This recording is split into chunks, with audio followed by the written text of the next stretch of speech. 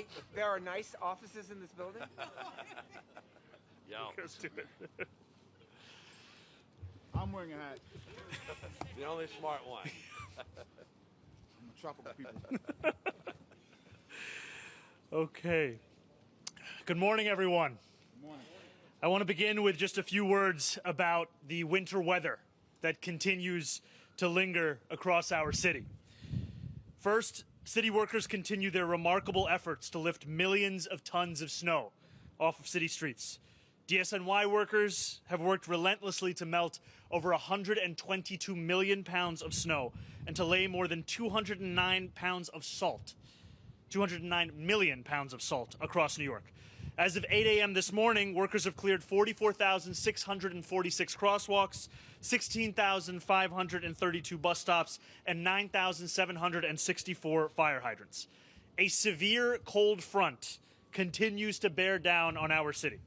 Today is our 11th consecutive day of below freezing weather, and we could very well be in the middle of the longest period of consecutive sub-32 degree weather in our city's entire history.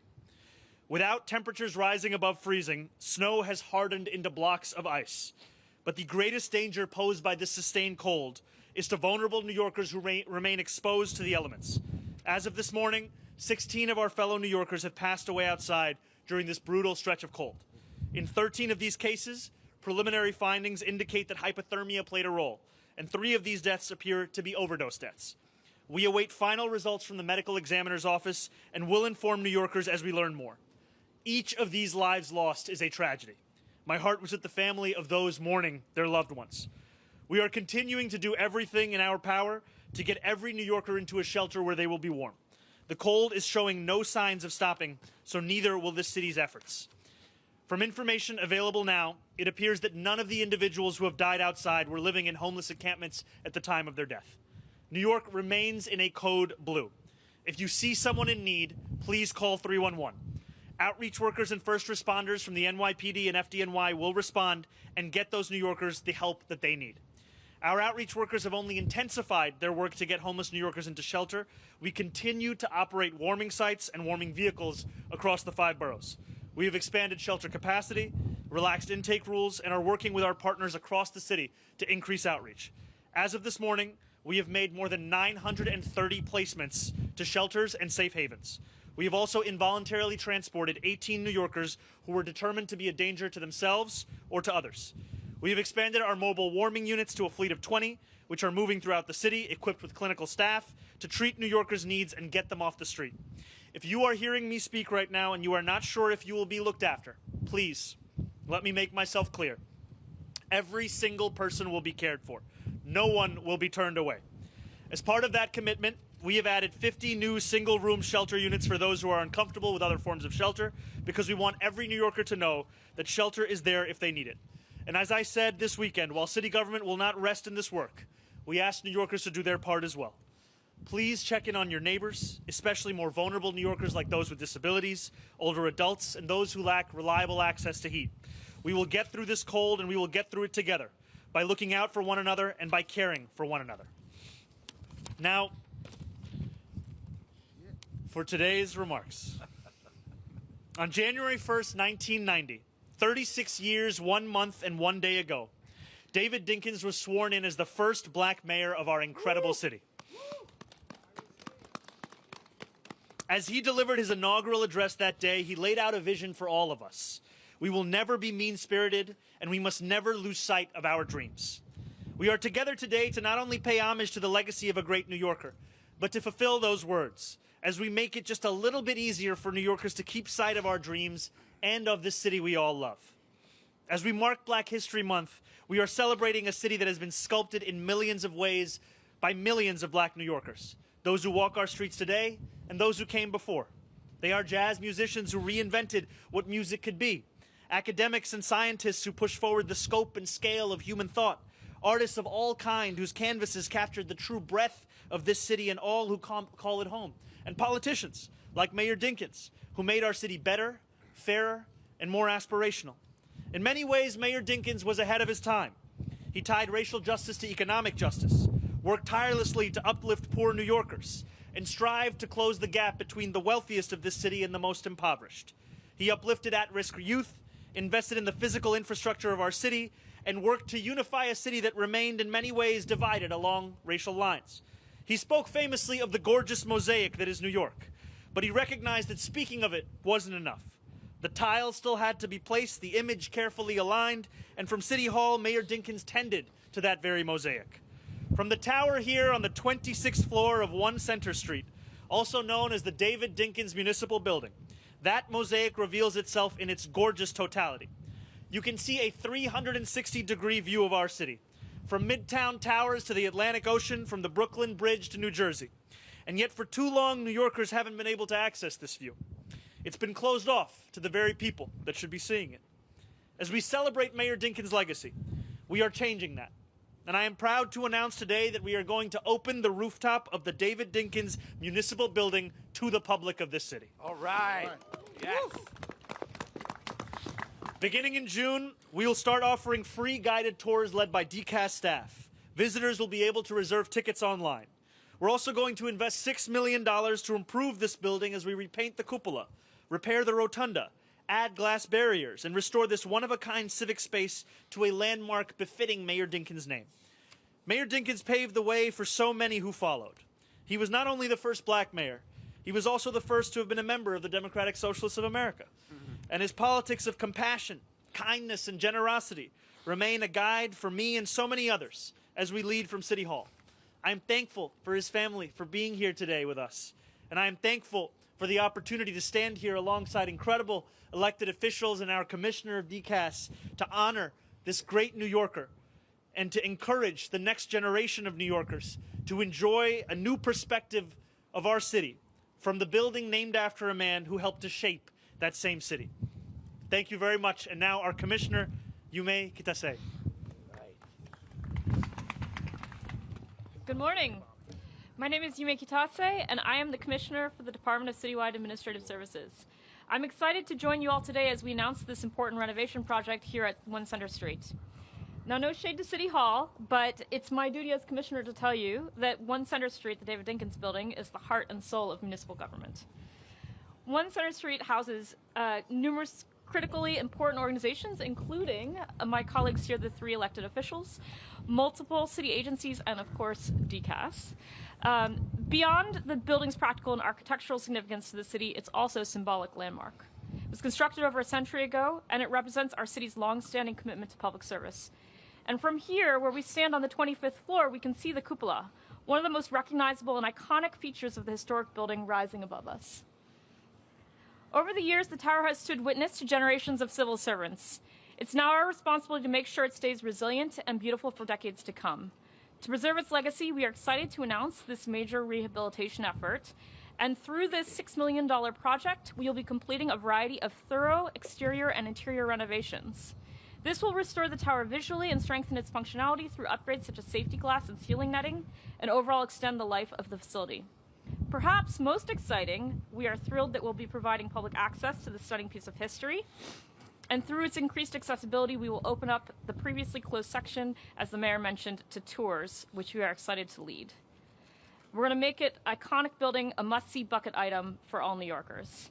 Before I conclude, I just want to offer thanks to Mayor Mamdani for prioritizing this renovation and to our DCAS facilities management construction team who have been spearheading this effort and also came out here this morning to shovel all the snow off of this roof. Thanks to all of our partners involved in this project as well. Your dedication helps the historic spaces like this continue to inspire and serve New Yorkers, and we are very excited to see the finished tower this summer, and I'm looking forward to celebrating its completion with all of you together. Thank you. Now our Controller, Mark Levine. All right.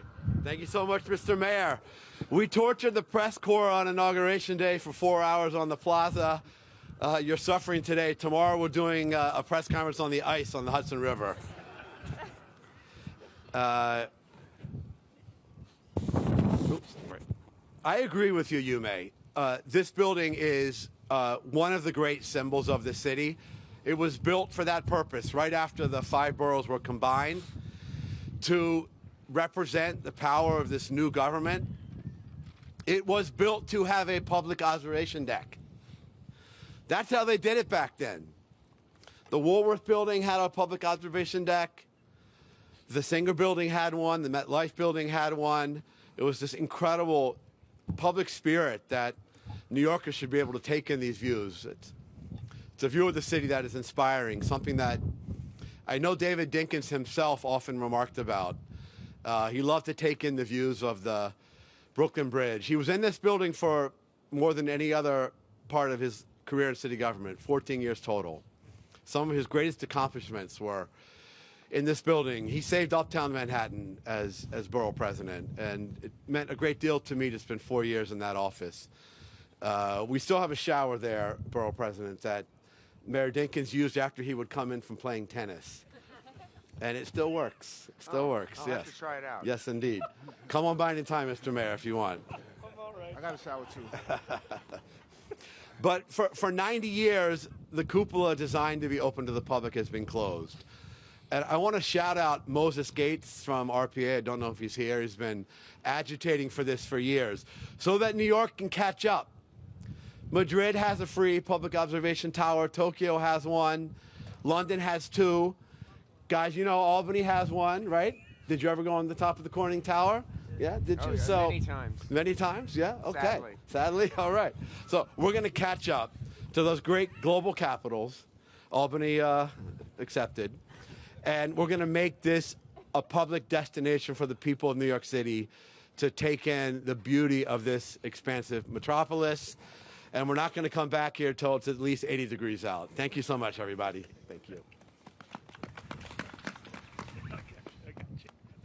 And now the warmest man on this stage, Public Advocate Jumaane Williams. This is cursing weather, for sure. Peace and blessing, love and light to everybody. Woo! Welcome to the municipal building as one of its tenants. I've been staying up this space for a pretty long time, even before I was in office, so it's awesome to be here. I think this is probably my second time up here. This is awesome that the city's going to be able to view this. My team has been pushing for public spaces like this one to be open to the public.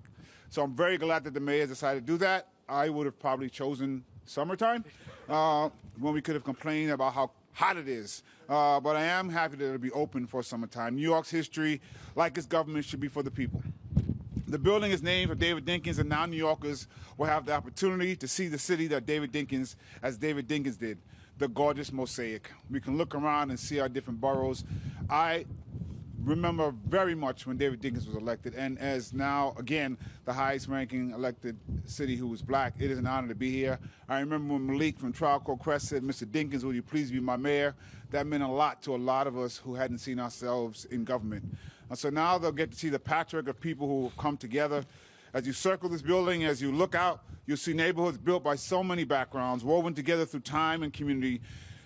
It really does make the city feel like a miracle. And I have to add that my comms director who wrote this sentence loves designing historical adventures and code-breaking quests that take people to famous sites around the city. So between this and the scavenger hunt last summer, Mr. Mayor, you're targeting him, and I know the city is better off already for him. Now, as a gift, I'm not going to read the rest of this because it's really, really cold. But I just want to say thank you so much for opening this up, and the city is going to have a great point of view to look at the gorgeous mosaic that David Dinkins spoke about. Thanks again. All right. And now our Borough President, Brad Hoylman-Siegel. Thank you, Mr. Mayor. Brad Hoylman-Siegel, what an honor to be here with one former borough president. You know, both of us during our campaigns had promised to open up the cupola to the public, and you fulfilled our campaign promise. I didn't even have to do anything about it, but thank you, Mr. Mayor, for that. You know, it's an honor to be here at the beginning of Black History Month because there have been such a history of great leaders in the Manhattan Borough President's office. Constance Baker Motley, the first black woman federal judge, Percy Sutton, C. Virginia Fields, and of course, David Dinkins, who we are honoring today in this amazing building. You know, Stanford White, his storied architectural firm, built this building. They had also built the Brooklyn Museum, and of course, the demolished Penn Station. So I'm sure that those architects wanted the public to see these incredible details, including civic fame, that statue that stands atop and represents the consolidation of the 5 boroughs. So thanks to the mayor, you don't have to pay $50 to get up here like you do at the Edge in Hudson Yards or the Empire State Building, or $50 to go to the top of the Rock. New Yorkers can see these views for free. Thank you, Mr. Mayor. All right. We will never light this building up for the Patriots. And now New Yorkers, when I ask themselves, can I view it? Yes, you can. Okay, I wish you guys could see your faces from here.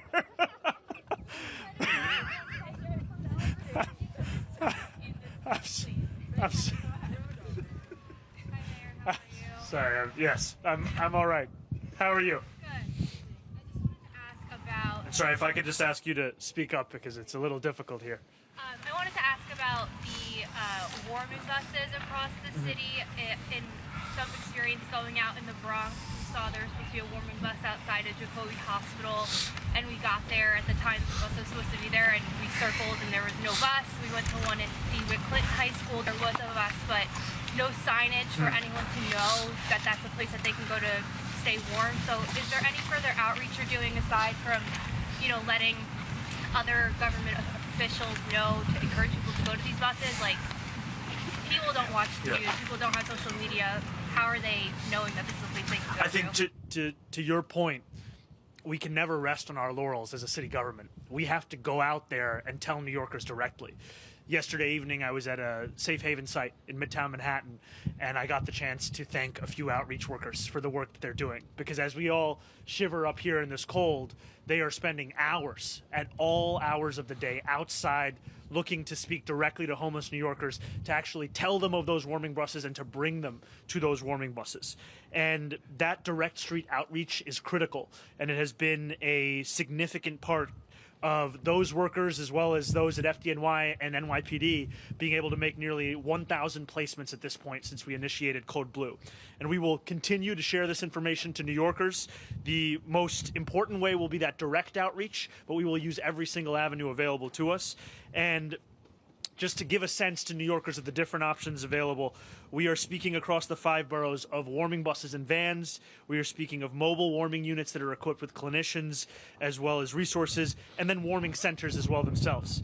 And what we are also working with NYCM to do right now, partially in regards to your question, is to add additional signage outside of these units so that for anyone walking by them who hasn't actually been met by an outreach worker during their shifts, that they know that these are the units that should be keeping them warm. That signage is going to be rolling out today and tomorrow. And it's important, frankly, that we not just rest on that signage, we not just rest on that direct outreach, but that we continue to use every avenue available to us. We'll continue to do so. Thank you so much.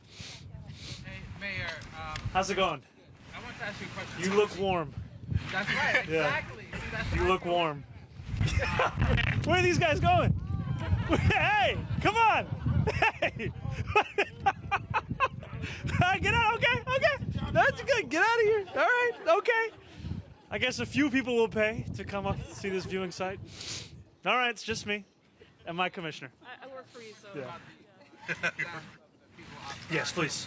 That number keeps going up day by day, and initially I think your administration told the police department that DSS was going to handle the lead on homeless outreach, and I'm wondering, do you regret that decision at all? And do you think that decision has anything to do with the number of people, increasing number of people who have died out in this very frigid weather? So I want to be very clear that NYPD has been a part of the outreach efforts throughout Code Blue.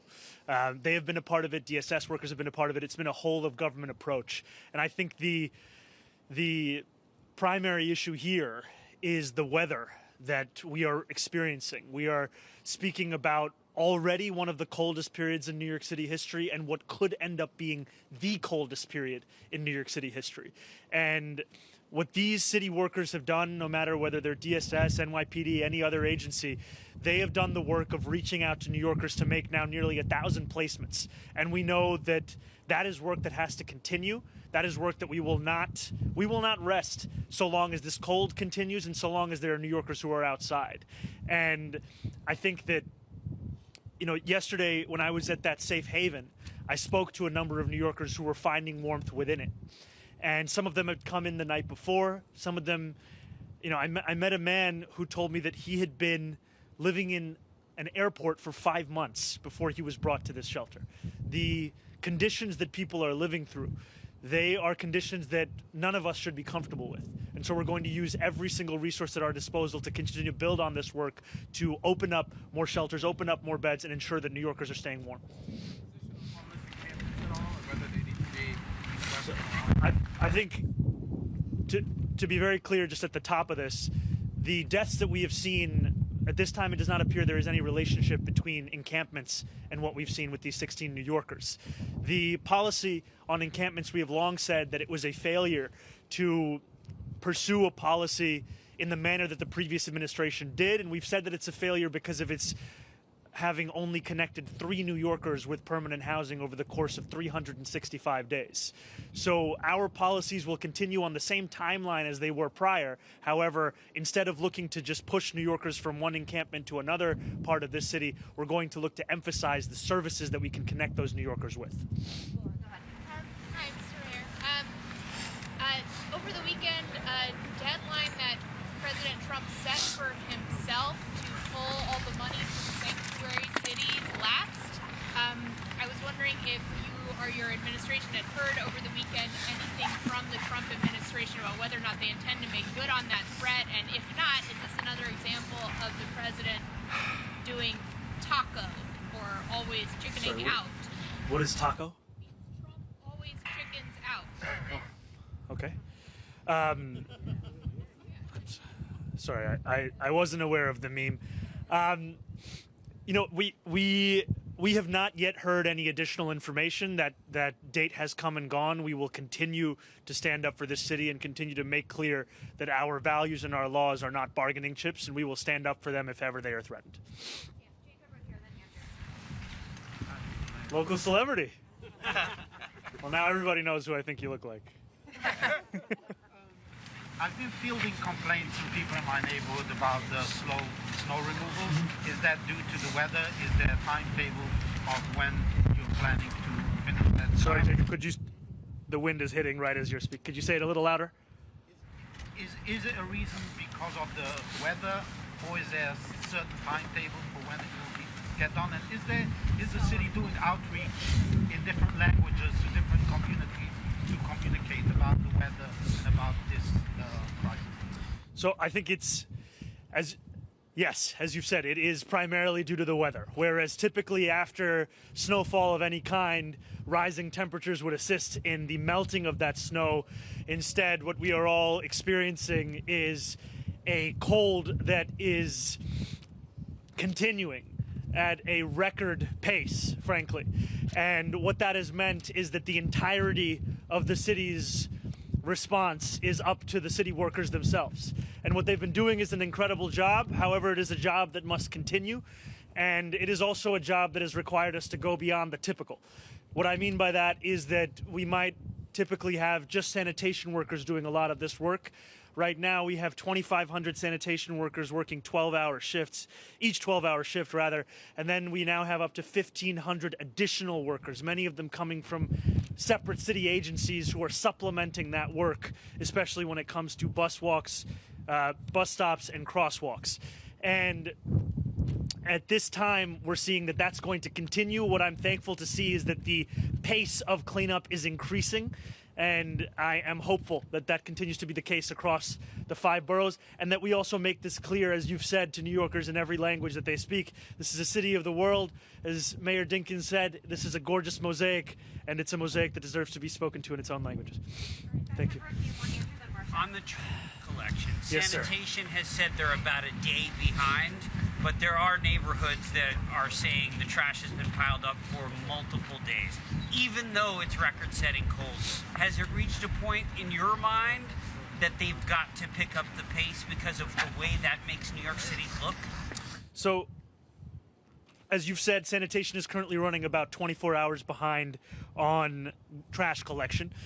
I know that they are working with everything that they have to come up to speed, and that will continue to be a focus for us, because what we want is a city where New Yorkers can continue to return back to their lives as they were. We know that this cold is not going to help us. We know that this is going to continue for the next few days. And I think that what city workers are doing is they're increasing their capacity, they're increasing their capabilities, and I'm thankful for the work that they're doing. Mr. Mayor, I know over the weekend you Marsha, just give me 1 second. I'm just going to come over to you because I can't quite hear you. So over the weekend, I know that you opened a shelter that had 50 single-room beds. And in talking to homeless people, they say they don't want to go to regular shelters, they want those beds. So my question is, how many people have taken you up on the offer of those 50 rooms? And given the rising death count, do you think you're going to have to open more of those facilities in order to get people to convince them to come in? I think we have to use every single option we have to get New Yorkers inside. And as you've said, there are homeless New Yorkers who have made clear their preferences in the kinds of shelter. And a lot of that, to be frank with you, is because of their previous experiences in the shelters that have been offered to them. And so it's not just about advertising the existing resources, it's about opening additional ones. That work continues. We will be sharing that as it comes. Thank you guys so So much. how many people took you up on that 50 beds that you opened? We'll get back to you on that number. Thanks, Marsha. All right, we'll have to wrap, but any reporters who want to do a tour of the building inside, we have about 15 to 20 slots, and staff will help wander around? Mayor, do you inside, not outside. Wait, Mayor Mamdani? Mr. Mayor, what about protected bike lanes?